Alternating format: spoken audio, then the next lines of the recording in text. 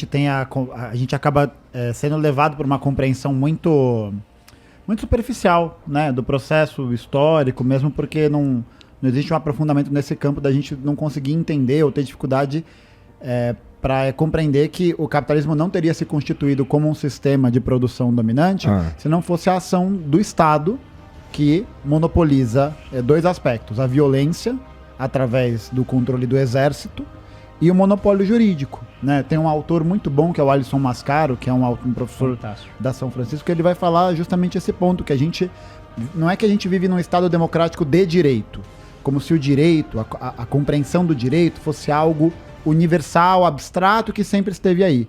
Não, esse direito ele é imposto de uma determinada forma por um determinado grupo. Então a gente vive no Estado democrático sob o direito burguês, que é a propriedade privada ser inviolável, entende? Então só é livre o sujeito que tem propriedade privada. Só que a gente tá se referindo à propriedade privada não como a roupa, tá ligado? Não como a coisa que a gente tem na nossa casa, mas a propriedade privada daqueles sujeitos que são considerados proprietários, senhores, né? São senhores que têm todo esse controle.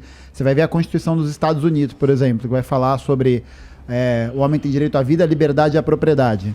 Os 5, 6 primeiros presidentes eram todos escravocratas. Todos eles.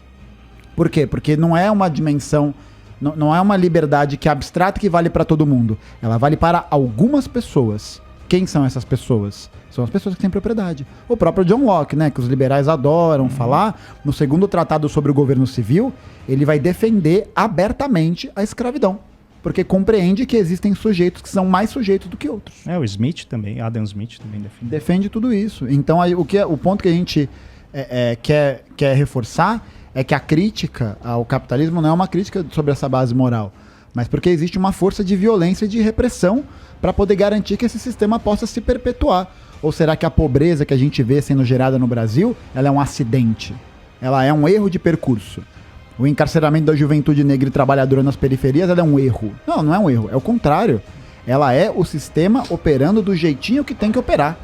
Por quê? Porque você cria todo um ciclo de pobreza infinito, você cria justificativas para a criminalidade, você não tem espaços de lazer, você não tem escola, você não tem alimentação.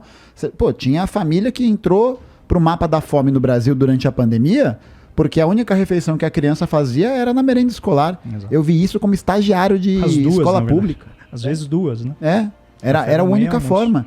Isso não é um erro, né? Isso não é uma questão. Só que a gente precisa descolar essa ideia de que o Estado, ele é malvadão e ele existe acima das relações sociais.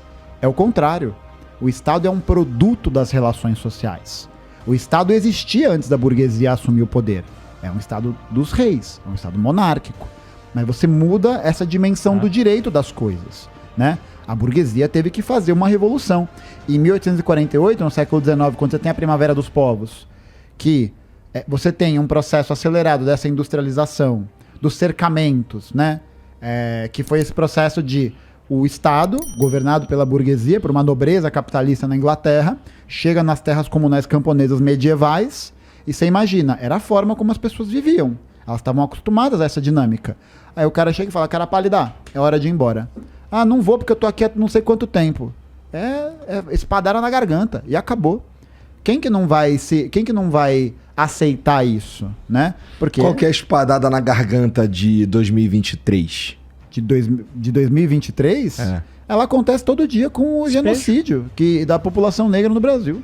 Ela acontece todo dia, pô. Você vai, por exemplo, tomar... Você tá na rua, né? No meu caso, não, né? Mas quando a gente vai para ciclos, a gente vai para pessoas que estão na periferia, por quantas pessoas a gente não conhece que toma enquadro de graça, que toma esculacho de graça? Criança que morre com um tiro de fuzil por parte da polícia. Inclusive hoje, hoje eu tava andando, tava indo pra fisioterapia, eu vou a pé, né? E tinha uma batida policial. Aí era um homem negro, ele tava num carro de padrão médio pra cima, assim, mas...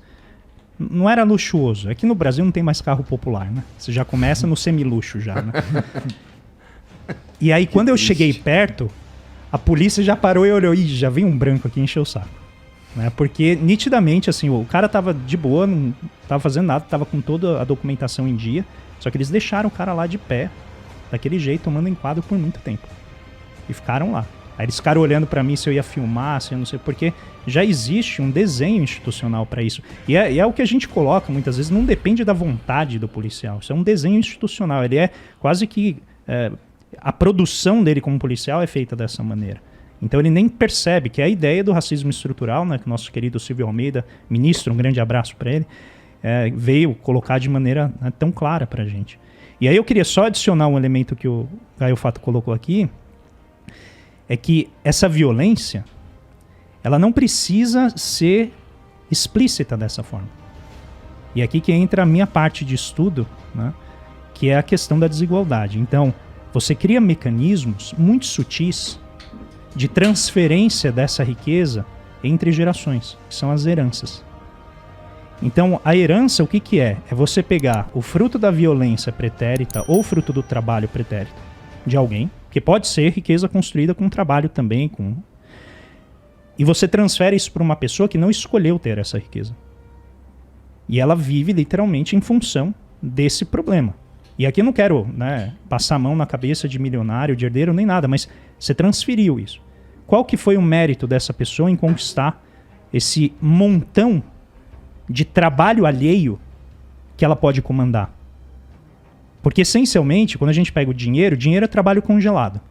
Então, quando você tem dinheiro na tua carteira, é o trabalho de alguém que está congelado dentro do teu bolso. Quando você tira da carteira, você ativa o trabalho de outra pessoa. Quando a pessoa tem muito dinheiro, ela tem uma quantidade enorme de trabalho que está só esperando ela ativar por meio do dinheiro. E o que essa pessoa fez para conquistar isso? Só que você não pode chegar lá e falar assim, olha, então, o seu avô, ele matou 15 pessoas, o seu tataravô, sei lá, 15 pessoas para poder ter isso aí que você tem. Então você não tem mais o direito de ter isso. Aí o herdeiro vai falar assim, pô, mas eu não fiz nada, não é minha culpa. E o direito garante a ele aquele direito. E se alguém tentar questionar aquilo, vem toda a força repressiva do Estado dizer assim, não pode, porque a propriedade privada é inviolável. Então, se ela foi transferida dentro dos ditames do Estado, aquela propriedade é daquela pessoa, independentemente do mérito dela. Por isso que economistas que não chegam a ser socialistas, mas não são também liberais no sentido laissez-faire, né, de o mercado resolve tudo, em geral, para eles, herança é uma das coisas mais abomináveis que pode ter. Porque a maneira de você remover do funcionamento da economia e da sociedade qualquer possibilidade de aproximação de uma real meritocracia. Porque meritocracia, quando o rico começa lá em cima e o pobre começa lá embaixo, não é meritocracia. É topocracia. É a topocracia. Então, quando a gente vê os mecanismos sutis de transferência de riqueza ao longo do tempo, o que a gente está vendo é um processo de acumulação desse poder econômico que se transforma em poder político. E aí o que a gente nota nos dados? Sociedades que têm muita desigualdade, adivinha o que acontece com a quantidade de recursos que essas sociedades gastam com segurança patrimonial? Aumenta. Porque se o povo se dá conta de quanto dinheiro e patrimônio esse pessoal tem, pode ser que eles não queiram respeitar o Estado de Direito, que garante aquela desigualdade patrimonial. Então, em sociedades muito desiguais, geralmente você tem muita segurança privada, muita guarda patrimonial. A força repressiva do Estado se dá sobre os prédios. Pode ver, quando tem manifestação, ninguém está ali protegendo os manifestantes, está protegendo o prédio, está protegendo o automóvel, está protegendo a propriedade. E eu estou falando isso sem nenhuma crítica, não estou nem criticando, estou descrevendo. Então, quem está escutando fala, e tem que fazer mesmo, porque é minha propriedade, tem que fazer mesmo. E você vai ter outra parte da população que está falando assim, poxa, mas como é que essa pessoa conseguiu isso e eu não tenho nada? E aí, né, segurar e acomodar esses anseios, esses ressentimentos que vão surgindo, é exatamente o papel que toda a governança da sociedade tem que fazer. E aí os modelos são diferentes. E acho que a gente pode depois ir elaborando aqui ao longo da conversa.